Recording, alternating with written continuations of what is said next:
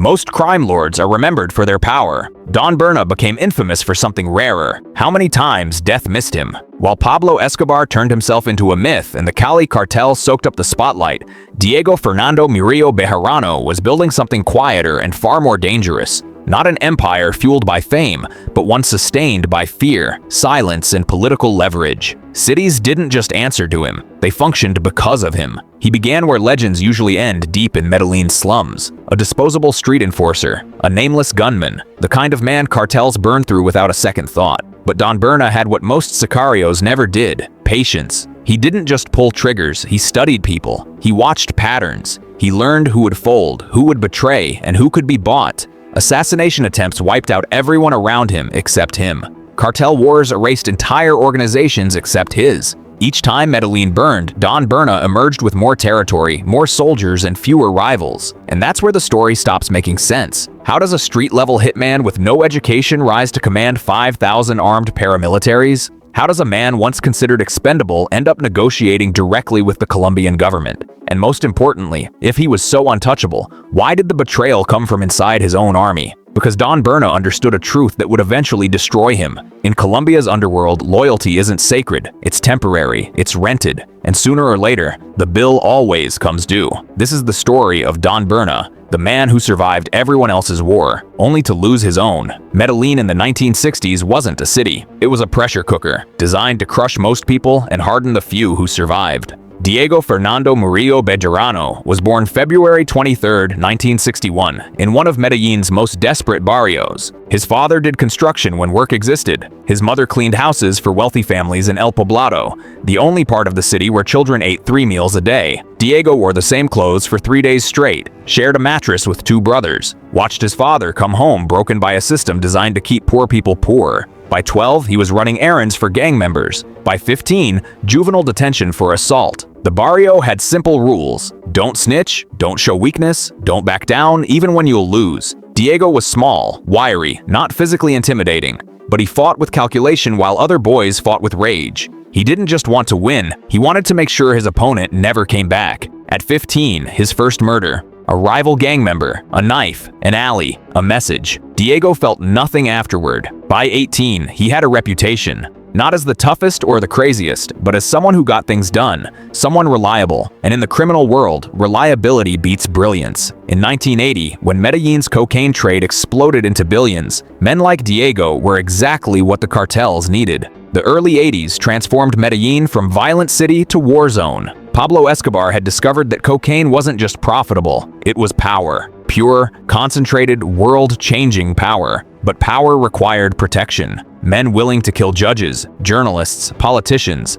Pablo didn't need soldiers, he needed fanatics. Diego joined the Medellin cartel's enforcement wing in 1981. 20 years old, 17 confirmed kills, though the real number was higher. More importantly, absolute loyalty, zero conscience. His early assignments were simple: intimidation, collection, enforcement. Show up at a business owing money, put a gun to the owner's head, ask politely about reconsideration. Most paid. The ones who didn't became examples. But Diego wasn't content as a foot soldier. He studied the cartel's architecture: who gave orders, where money flowed, who controlled distribution, security, logistics. And he noticed something crucial: the men at the top weren't the smartest or most ruthless. They were the ones who knew when to fight and when to disappear. By 1984, Diego commanded a 15-man squad protecting a major cocaine lab in the mountains. It was a promotion. It was also a target. The Colombian government, pressured by the United States, was launching raids on labs, seizing shipments, arresting operators. Pablo's response? Kill them all. November 6, 1985. M-19 guerrillas, allegedly funded by Medellin, stormed Bogotá's Palace of Justice, taking the Supreme Court hostage. The military's response was brutal. The building burned. Over 100 dead, including 11 Supreme Court justices. Diego watched from Medellin, saw Pablo's power, but also saw his fatal flaw.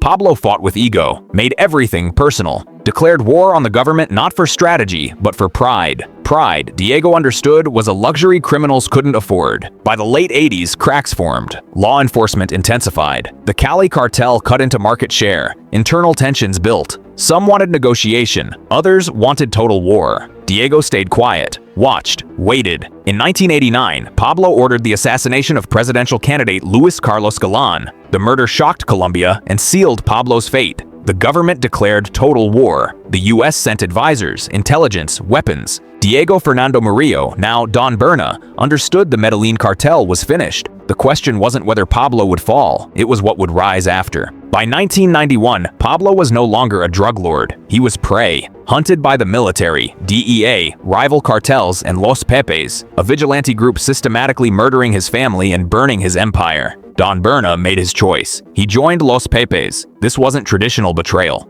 Pablo's war had become suicide. Staying loyal meant dying with him. Los Pepes was supposedly grassroots victims of Pablo. In reality, funded by Cali, supported by rogue Colombian intelligence, tacitly approved by the US. Their mission, make Pablo so desperate he makes a mistake. Don Berna's role was intelligence. He knew Pablo's properties, safe houses, routines, security protocols. He'd spent years protecting them. Now he identified them for destruction. December 2, 1993, Colombian forces tracked Pablo to a middle-class Medellin neighborhood. Based on intercepted calls he made because Los Pepes had destroyed everything else, they raided. Pablo tried escaping across rooftops. Multiple gunshots, body photographed, displayed, celebrated. The king was dead, and Don Berna moved quickly into the vacuum. With Pablo gone and Medellin shattered, Colombia's underworld fractured. Cali thought they'd inherited the throne. They were wrong. Don Berna saw what Cali didn't. The future wasn't just trafficking, it was territorial control. Organizations operating openly with political protection,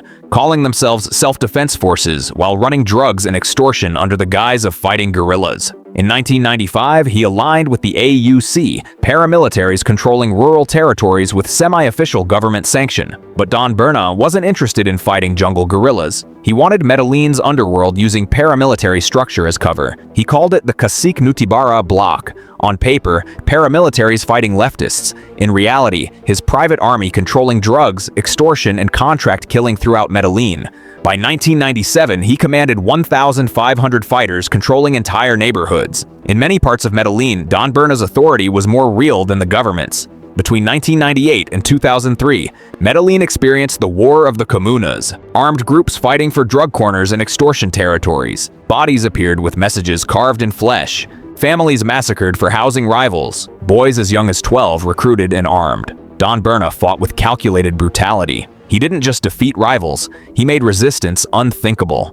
Enter a contested comuna, identify everyone supporting the other side, kill them. Not just fighters, families, friends, anyone who might seek revenge. By 2002, the Cacique Nutibara bloc controlled 70% of Medellin's metro area, nearly 5,000 fighters, an estimated $20 million annually from extortion alone. But Don Berna wanted more than criminal enterprise. He wanted legitimacy. In 2003, President Álvaro Uribe launched a controversial peace process with paramilitaries. The Justice and Peace Law offered reduced sentences to commanders who demobilized, confessed crimes, and paid reparations. Don Berna saw the opening immediately. November 25, 2003. In a ceremony with government officials and international observers, Don Berna announced demobilization of the Cacique Nutibara bloc.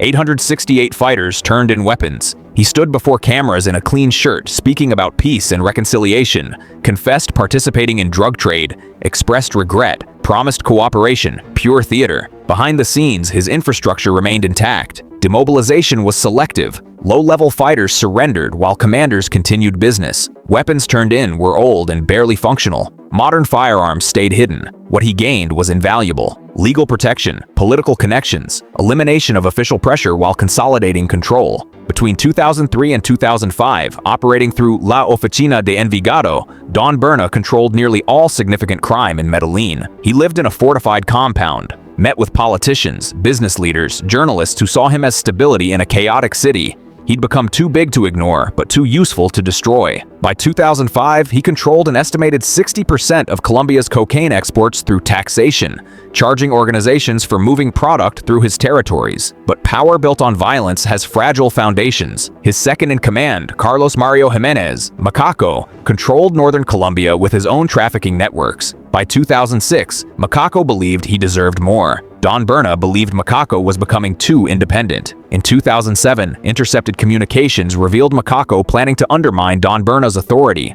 peel away allies, offer better terms, gradually isolate him. Don Berna's response was elegant. He reached out to the Colombian government. May 2008, Macaco was arrested in a coordinated operation, extradited to the US, eventually sentenced to 33 years. Don Berna had used the government to eliminate his rival. It was brilliant. It was the beginning of his end. May 13, 2008, pre-dawn raid on Don Berna's compound.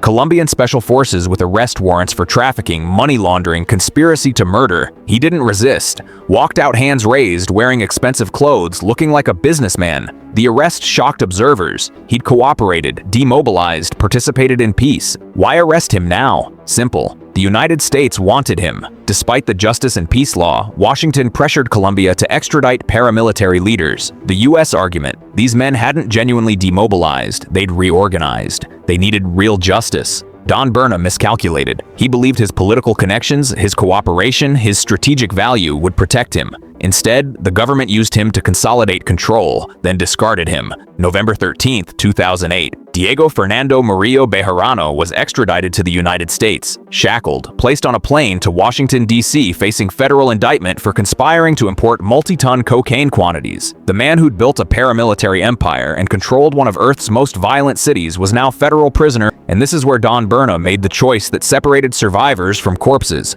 He cooperated, not partially, completely. Beginning in 2009, he provided detailed testimony about Colombian trafficking, identified smuggling routes, named corrupt officials, explained financial mechanisms moving billions through international banking. Most devastatingly, he testified against former allies. In 2010, crucial testimony against Diego Montoya, powerful Norte del Valle cartel leader, instrumental in Montoya's conviction and life sentence. He testified against other extradited commanders, men who'd fought alongside him, trusted him with their lives. Back in Colombia, his former organization learned what he was doing. To them, it wasn't strategy. It was the ultimate violation. Never cooperate with authorities, no matter the cost. La Oficina de Envigado issued a death sentence. If he ever returned to Colombia, his former soldiers would kill him. June 19, 2015, federal courtroom, Washington, D.C. guilty plea to providing material support to terrorists and manufacturing cocaine for U.S. import.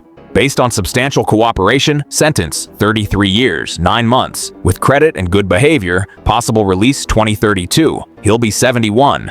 Don Berna is currently imprisoned in an undisclosed U.S. federal facility. Reports suggest he's adapted as he always has, through calculation. Works in the prison library, low profile, exercises, reads. He's reportedly writing a memoir. Who would believe it? A street kid who became Escobar's sicario, survived cartel wars, built a paramilitary empire, negotiated with government, then betrayed everyone. La Oficina de Envigado still exists, still one of Colombia's most powerful criminal organizations. But Don Berna's name isn't spoken with respect anymore. It's spoken with contempt. Pablo Escobar chose pride and died on a rooftop. Cali bosses chose luxury and died in prison. Countless drug lords chose loyalty and paid with their lives. Don Berna chose differently. Every single time. When Pablo's empire collapsed, he joined enemies. When rivals threatened, he used government to eliminate them. When facing life in prison, he cooperated completely. This kept him alive, but it destroyed everything else. His organization continues without him, seeing him as a cautionary tale. His former allies remember him as the ultimate traitor. The Colombian public knows him, if at all, as just another warlord who escaped justice through cooperation. He survived, but the price was becoming a man without legacy, without loyalty, without the respect he'd spent decades building. The communities he terrorized don't mourn his imprisonment. Victims' families don't see cooperation as redemption. The organizations he built don't honor his memory. He's alive. He'll likely die of old age in federal custody, decades from now, in a country far from Medellin's streets. And when he dies, few will remember, fewer will care. Because Don Berna's lesson is this: you can survive anything if you sacrifice everything. Your allies, your reputation, your code, your legacy. He survived the streets, Pablo, cartel wars, paramilitary conflicts, arrest, extradition, prosecution. But he didn't survive with his soul intact, and alone in a cell thousands of miles from home. That might be the cruelest fate of all. Don Berna survived by betraying everyone who trusted him. He cooperated with authorities and chose his freedom over loyalty. Some call it genius, others call it cowardice. Was Don Berna a strategist who played the only card that could save his life? Or was he the ultimate traitor who got exactly what he deserved? Drop your answer in the comments. Thanks for watching, and remember, in the underworld, loyalty is just another word for temporary alliance. Don Berna understood that better than anyone.